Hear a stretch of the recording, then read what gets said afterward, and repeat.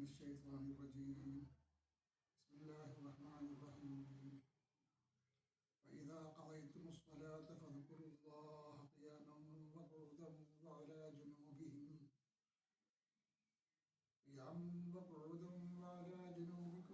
فإذا اطمأننتم فأقيموا الصلاة إن الصلاة كانت على المؤمنين كتابا موقوتا.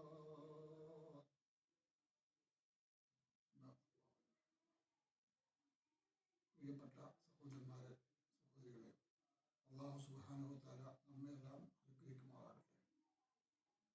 സൂറത്തുൽ നിസായിലെ 103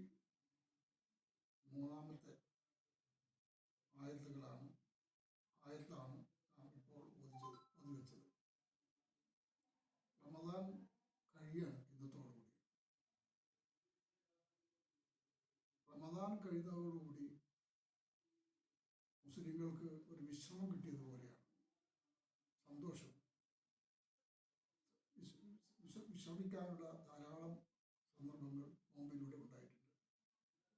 എന്നാൽ ഇസ്ലാമിലെ നമസ്കാരം പോലെ തന്നെ വളരെയേറെ ബാധ്യതകൾ നമ്മൾ ആലോചിക്കേണ്ടതുണ്ട്. ചെറിയ കുട്ടികൾ മുതൽ വലിയ പ്രായമുള്ള ആളുകൾ വരെ നോമ്പ് അതിൻ്റെ നിയമവ്യവസ്ഥകൾക്കപ്പുറം അവർ പരിഗണിക്കുകയും പ്രായോഗികമാക്കുകയും ചെയ്യുന്നുണ്ട്. അതാണ് ഇന്നത്തെ ക്ലാസ്സിൽ നമ്മൾ പറയാം. വായിച്ചു നോക്കാം. ഇദാ ഖളൈതും സ്വലാത്ത, നിങ്ങൾ നമസ്കാരം വഹിച്ചു കഴിഞ്ഞാൽ, ഫദ്കുറുല്ലാഹ, നിങ്ങൾ അള്ളാഹുവിനെ ധാരാളമായി ഓർക്കുക. ഖിയാമൻ, നിന്നുകൊണ്ട്, ഖുഊദൻ, ഇരുന്നുകൊണ്ടും, വലാ ജുനൂബിക്കും, കിടന്നുകൊണ്ടും.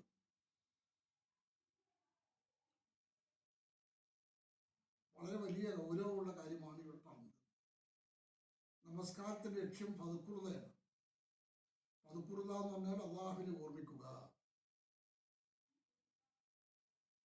അപ്പൊ നമസ്കരിച്ചു കഴിഞ്ഞാൽ ഫദ്കുറുല്ലാഹ, നിങ്ങൾ അള്ളാഹുവിനെ ഓർമ്മിക്കുക. ഖിയാമൻ, നിന്നുകൊണ്ടും, ഖുഊദൻ, ഇരുന്നുകൊണ്ടും, വലാ ജുനൂബിക്കും, നിങ്ങളുടെ കിടന്നുകൊണ്ടും. നിന്നും കിടന്നും ഇരുന്നും നിങ്ങൾ അള്ളാഹുവിനെ ഓർമ്മിക്കുക. ഇത് നമസ്കാരത്തിന്റെ ലക്ഷ്യമാണ്. ദിക്റുള്ള എന്ന് പറയുന്നത് അള്ളാഹുവിന്റെ ലക്ഷ്യമാണ്. ഖിയാമും ഖുഊദും വലാ ജുനൂബിക്കും, അതിൻ്റെ ഒക്കെ ലക്ഷ്യമാണ്. നിന്ന് നമസ്കരിക്കുക. സാധാരണ കഴിയുന്ന ആളുകൾ നിന്നിട്ടാണ് നമസ്കരിക്കേണ്ടത്. അതിന് ആരോഗ്യപരമായ പ്രയാസം ഉണ്ടെങ്കിൽ, നിന്ന് നമസ്കരിക്കാൻ കഴിയുന്നില്ലെങ്കിൽ, പിന്നെ അയാൾ ഇരുന്ന് നമസ്കരിക്കണം. അപ്പൊ പിന്നെ നിന്ന് നമസ്കരിക്കാൻ കഴിയില്ലെങ്കിൽ മാത്രമേ നിന്ന് നമസ്കരിക്കാൻ പറ്റുകയുള്ളൂ. അപ്പോൾ മാത്രമേ ഇരുന്ന് നമസ്കരിക്കാൻ പറ്റുകയുള്ളൂ. ഖിയാമിന് കഴിയുമെങ്കിൽ ഒരു കാരണവശാലും അയാൾ ഇരുന്ന് നമസ്കരിക്കാൻ പാടില്ല. ജുനൂബ്, അയാൾ കിടന്ന് നമസ്കരിക്കാം. അതപ്പോഴാണ് അയാൾക്ക് ഇരിക്കാൻ കഴിയാതെ വരുമ്പോഴാണ്. ഇരിക്കാൻ കഴിയാതെ വരുന്ന സന്ദർഭത്തിലല്ലാതെ അയാൾക്ക് ഇന്ന് നമസ്കരിക്കാൻ പറ്റുകയില്ല. അങ്ങനെ നിങ്ങൾ നമസ്കരിക്കുക.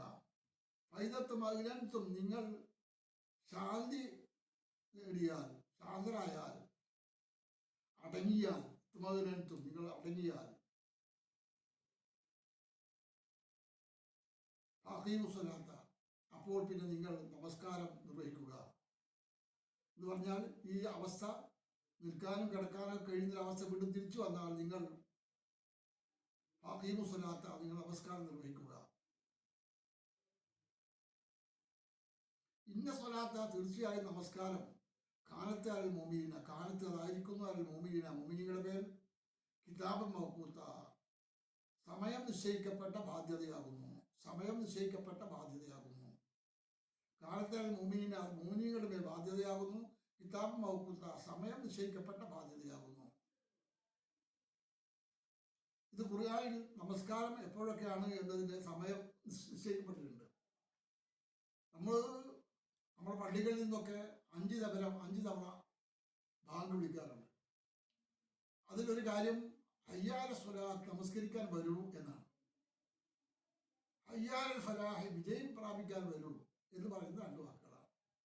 അപ്പൊ നമസ്കരിക്കാൻ സമയമായിരിക്കുന്നു, വരൂ, നമസ്കരിക്കാൻ വരൂ. പിന്നെ ഒരു ഇഖാമത്ത് കൊടുക്കാനുണ്ട്. നമസ്കാരം എല്ലാവരും അണിയണിയായി നിൽക്കുമ്പോഴാണ് ഇഖാമത്ത് കൊടുക്കുക. അതുഖാമത്തി സ്വലാത്ത് നമസ്കാരത്തിന് സമയം നിന്നു കഴിഞ്ഞു. അതുഖാമത്തി സ്വലാത്ത് നമസ്കാരത്തിന് സമയം നിന്നു കഴിഞ്ഞു എന്നാണ് അവിടെ പറയുക. അപ്പം അതൊക്കെ അതിൻ്റെ നമസ്കാരവുമായി ബന്ധപ്പെട്ട കാര്യങ്ങളാണ് ഈ കാര്യത്തിൽ നമുക്ക് കാണാൻ കഴിയുന്നത്. അപ്പൊ സമയം ചുമതലപ്പെട്ട ബാധ്യതയാണെന്നാണ് ഈ പറഞ്ഞ അർത്ഥം. നബി സല്ലല്ലാഹു അലൈഹി വസല്ലമയുടെ കൊച്ചു നാടിൽ 3 ആളുകൾ മാത്രം ഇസ്ലാം ഉണ്ടായിരുന്നൊരു കാലം ഒന്ന് ആലോചിച്ച് നോക്ക്. മുഹമ്മദ് നബി, ഖദീജ ബീവി, അലി ഇബ്നു അബീ താലിബ്. ഈ 3 ആളുകൾ മാത്രമേ ഇസ്ലാമിലേക്ക് വന്നിട്ടുള്ളൂ. കുറച്ച് ആളുകളൊക്കെ അപ്പുറപ്പുറമൊക്കെ നോക്കി നിൽക്കുന്നുണ്ട്. അപ്പം വിദേശത്തുള്ള ഒരാൾ അവിടെ വന്നു, കഅബയിൽ വന്നു. കഅബയിൽ വന്നപ്പോൾ അവിടെ ഈ 3 ആളുകൾ നമസ്കരിക്കുന്നത് അയാളെ ശ്രദ്ധയിൽപ്പെട്ടു. വിദേശത്ത് നിന്നല്ല, മദീനയിൽ നിന്നോ അതിനപ്പുറമൊക്കെ ഉള്ള പ്രദേശത്ത് നിന്ന് വന്നതാണ്. അപ്പം അയാൾ ചോദിച്ചു, ഇതാരാണിത്? അത് ഞങ്ങളുടെ നാട്ടിൽ പുതിയ മതമുണ്ട്, അതാണ്. മുഹമ്മദാണ് അതിൻ്റെ നേതാവ്, ഖദീജ അയാളുടെ ഭാര്യയാണ്, മറ്റേ അദ്ദേഹത്തിൻ്റെ കുടുംബക്കാരിൽപ്പെട്ട അലിയാണ്. അവർ മാത്രമേ ഉള്ളൂ. ഇപ്പോൾ അവർ ഈ നാടും ലോകമൊക്കെ കീഴ്പ്പെടുത്തു എന്നാണ് പറഞ്ഞത്. അത്ര വലിയ പ്രതീക്ഷയാണ് അവർക്കുള്ളത്. എന്നാൽ ഇപ്പം അങ്ങനെയാണുള്ളത് എന്ന് പറഞ്ഞു.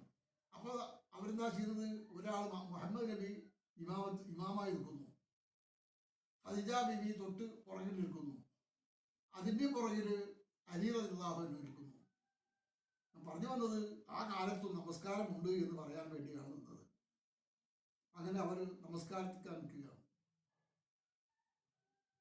എങ്ങനെയാണ് നമസ്കരിക്കുന്നത്? ആ വാചകമൊന്നും ഞമ്മൾ പറയുന്നില്ല, അറിയാം, ഇപ്പം പറയുന്നില്ല. സാധാരണഗതിയിൽ എത്ര വയസ്സിലാണ് നമസ്കാരം നിർബന്ധമാവുക?